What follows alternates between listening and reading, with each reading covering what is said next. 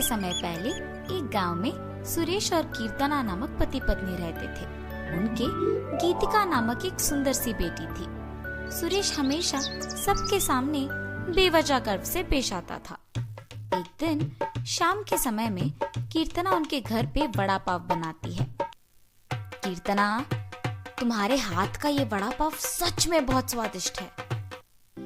और इतने में उनके घर सुरेश के रिश्तेदार आते हैं। अरे सही समय पे आए हैं, मेरी बीवी अभी अभी गर्मा गर्म वड़ा पाव बना रही है, बहुत स्वादिष्ट है। कीर्तना, जरा मेरे रिश्तेदारों के लिए भी वड़ा पाव बना के ले आना। जी अभी लाई।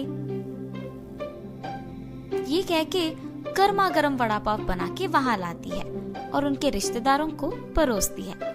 उनके रिश्तेदार उसे खाने के बाद कहते हैं, सुरेश, तुमने ठीक कहा, हम वाकई ही सही समय में आए हैं, वरना इतने स्वादिष्ट वड़ा पाव हम नहीं खा पाते। मेरी बीवी जब भी वड़ा पाव बनाती है ऐसे ही एकदम स्वादिष्ट वाले ही बनाती है, इसीलिए जितने भी बार बनाती है मैं उन्हें उतने ही प्यार से खाता हूँ। हाँ, बात तो सही है, इतने स्वादिष्ट वड़ा पाव तो कोई आसानी से नहीं बना सकता।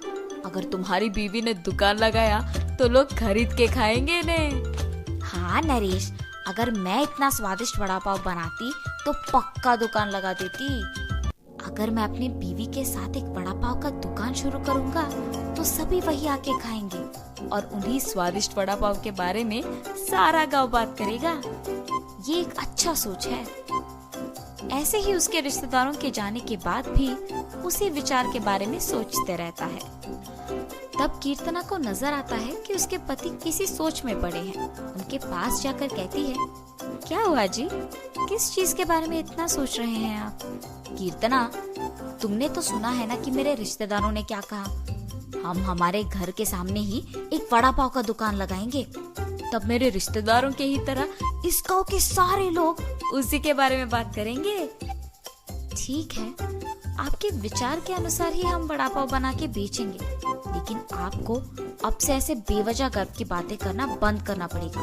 अगर आप इसी बात को मानकर अपने बर्ताव को बदलने का वचन देंगे तो ही हम ये व्यापार शुरू करेंगे। हाँ, अब अगर मैं अपनी बीवी की बातों को नहीं मानूंगा तो वो शायद व्यापार शुरू करने के लिए नहीं मानेगी और मेरे ख्यालों के अनुसार कुछ नहीं होगा। ठीक है कीर्तना, तुम्हारी इच्छा के ही अनुसार मैं अपना बर्ताव बदलूंगा।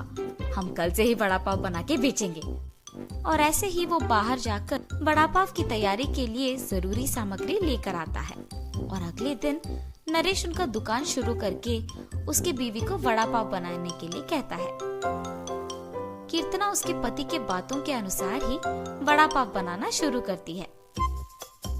स्वादिष्ट और गर्मा गर्म वड़ा पाव, आइए बाबू आइए। ऐसे जोर जोर से चिल्लाने के कारण उस तरफ जाते हुए सारे लोग आकर्षित होकर उसके दुकान आते हैं और वड़ा पाव लेके उन्हें खाने लगते हैं। सुरेश, वड़ा पाव तो बहुत गर्म और स्वादिष्ट है। हाँ, अब तक मैंने इतने स्वादिष्ट वड़ा पाव कहीं नहीं खाया है। हाँ, मेरी पत्नी बहुत अच्छा वड़ा पाव बनाती है, उसकी तरह तो और कोई नहीं बना सकता है। ऐसे उनको वड़ा पाव देकर उनसे पैसे लेता है। उस रात को जब बैठ के वो आए हुए पैसों की गिनती करने लगते हैं तो कीर्तना कहती है, अरे वाह, पहले ही दिन हमें लाभ आया है जी। निवेश के पैसों से ज्यादा पैसे तो हमने कमाया है। क्या सच में?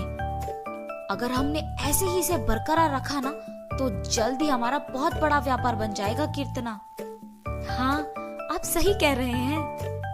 पहले ही दिन उतने पैसे देख पति पत्नी दोनों खुश होते हैं। ऐसे ही वो हर रोज उनके सोच के मुताबिक वड़ा पाव बना के उसे बेचते हैं और कुछ ही दिनों में उनका व्यापार अच्छा चलने लगता है। मेरे सोच के मुताबिक ही हमारा व्यापार अच्छा चल रहा है, किसी और के दुकान में तो इतने लोग ही नहीं आते हैं। कुछ दिन पहले शुरू करने के बावजूद हमारा व्यापार बाकियों से बहुत बेहतर चल रहा है। और हमेशा की तरह सुरेश वापस बेवजह के गर्व में डूब जाता है और बाकियों को भी वही बातें सुनाते रहता है। उस दिन दुकान को आए एक आदमी को वड़ा पाव लाकर देता है। मैं यहाँ जब भी वड़ा पाव खाता हूँ बहुत स्वादिष्ट होता है, एक भी बार इसका स्वाद नहीं बदला। हाँ, आपने सही कहा, मेरी बीवी बहुत अच्छा वड़ा पाव बनाती है। नया व्यापार होने के बावजूद बाकियों से हमारा बहुत अच्छा चल रहा है। हाँ। ऐसे ही वहाँ मौजूद सभी से बात करता है और ऐसे ही बात करते हुए वो उन लोगों से पैसे लेना भूल जाता है।